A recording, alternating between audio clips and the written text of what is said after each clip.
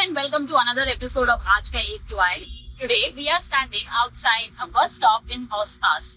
You must be wondering why, but we'll come to that part later. But first, let's check the air quality here. The nearest air pollution quality monitoring station is in Aurobindo Ashram Mall, and it shows that the AQI today is about 70, which is at the level of satisfactory.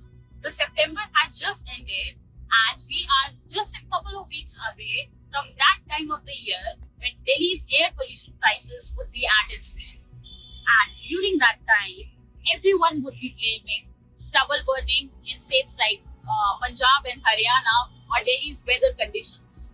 But do you know what's the topmost contributor to Delhi's air pollution?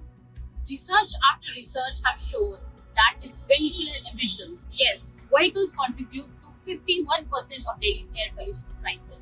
So what's the most logical solution to deal with the vehicular emissions? It's to push for electronic vehicles or more dependency on public transport. But do you know, in last 1 year, the number of public buses in Delhi has reduced by 2,200. This is because the old buses have been taken off the road and they haven't been replaced by new buses. So what's the reason that the Delhi government has not been able to fix such a simple problem?